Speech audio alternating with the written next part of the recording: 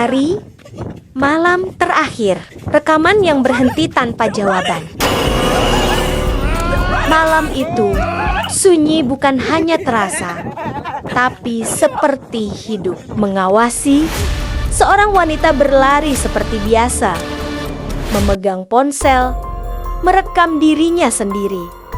Nafasnya teratur, langkahnya ringan, seolah ini rutinitas yang sudah ia lakukan berkali-kali.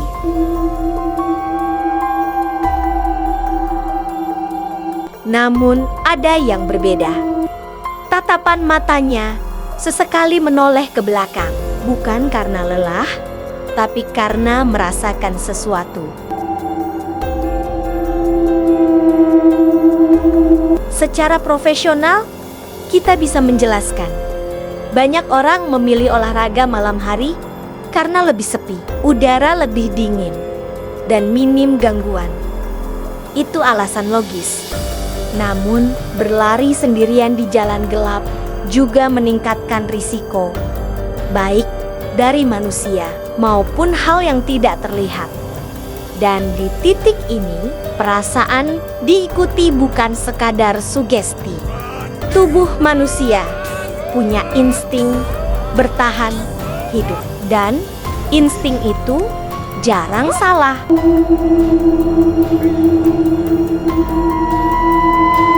Hari berikutnya, ia kembali melakukan hal yang sama, seolah ia mengabaikan kejadian sebelumnya. Ini yang perlu dipahami secara tegas ketika seseorang mengulang situasi yang membuatnya tidak nyaman. Biasanya ada dua kemungkinan. Ia tidak percaya pada firasatnya, atau ia tidak menyadari bahaya yang sebenarnya. Suasana malam itu lebih sunyi. Lampu jalan redup, dan suara langkahnya terdengar terlalu jelas. Disinilah ketegangan mulai nyata. Karena jika memang ada yang mengikuti sejak awal, maka malam kedua ini bukan kebetulan.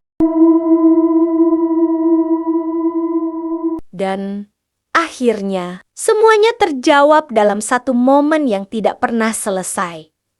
Sosok wanita asing muncul. Tidak dikenal, tidak terlihat sebelumnya. Tapi tiba-tiba sudah dekat. Ini bukan lagi asumsi. Ini fakta visual. Lalu muncul pertanyaan penting. Apa tujuan sosok itu? Secara logis, kemungkinan terburuk adalah niat kriminal mengincar korban yang sendirian di malam hari. Namun ada kejanggalan. Cara mendekatnya terlalu sunyi, terlalu cepat, seolah muncul dari kegelapan itu sendiri. Dan yang paling mencekam, kamera langsung mati. Ini harus dijelaskan dengan tegas. Ada dua kemungkinan utama. Wanita itu sendiri yang mematikan kamera karena panik dan mencoba menyelamatkan diri, atau ada sesuatu yang tidak diinginkan terjadi hingga rekaman terhenti secara paksa.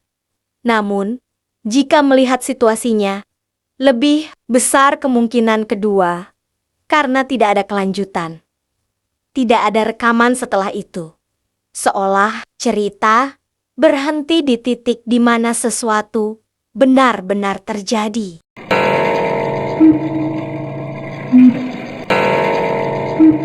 Malam memang tenang, tapi tidak selalu aman.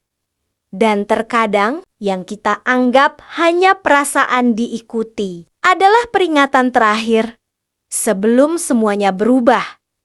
Hingga hari ini, tidak ada yang tahu apa yang sebenarnya terjadi setelah kamera itu mati. Yang tersisa hanya rekaman singkat dan rasa takut yang tidak pernah benar-benar hilang.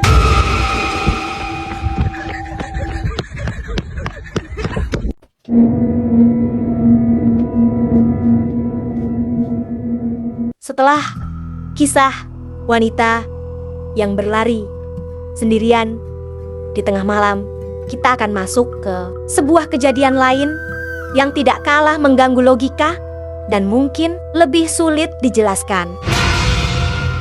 Sebuah halaman rumah sederhana di malam hari. Tanah masih basah, udara lembab, dan tidak terdengar aktivitas manusia. Di tengah kesunyian itu, sebuah benda berdiri diam. Tidak ada siapapun di sekitar. Tidak ada suara langkah, tidak ada bayangan mencurigakan. Namun justru karena terlalu tenang, suasana ini terasa tidak wajar. Beberapa detik kemudian, sesuatu mulai berubah. Bagian atas dari benda itu sebuah gagang panjang, perlahan bergerak. Bukan jatuh, bukan tertiup angin, tapi seperti ditarik dan dilepas. Gerakan pertama ini masih bisa dianggap kebetulan. Mungkin ada sisa tekanan, mungkin ada faktor mekanis. Namun, jika diperhatikan dengan tenang, ritmenya mulai terasa teratur. Dan di titik ini, logika mulai diuji. Gagang itu kembali bergerak, naik, turun, seperti sedang digunakan oleh seseorang. Padahal, tidak ada siapapun di sana. Tidak ada tangan. Tidak ada bayangan, tidak ada suara langkah yang mendekat atau menjauh. Ini bukan lagi sekadar gerakan acak. Ini seperti ada aktivitas. Dan disinilah semuanya berubah. Kamera tiba-tiba bergerak liar. Gambar menjadi buram. Arah tidak jelas. Perekam, lari. Tanpa arah, tanpa rencana. Hanya satu tujuan menjauh dari sesuatu yang tidak bisa ia pahami. Sekarang kita bahas secara rasional. Benda tersebut adalah pompa air manual lalat yang menggunakan tekanan dan tuas untuk menarik air dari dalam tanah. Secara teknis, ada kemungkinan sisa tekanan air dalam pipa bisa membuat gagang bergerak. Katup internal yang longgar bisa memicu gerakan balik atau perubahan tekanan udara dan air setelah digunakan. Namun, pertanyaannya, kenapa gerakan itu terlihat berulang dan seperti memiliki pola? Dan yang lebih penting, kenapa terjadi di malam hari saat tidak ada aktivitas?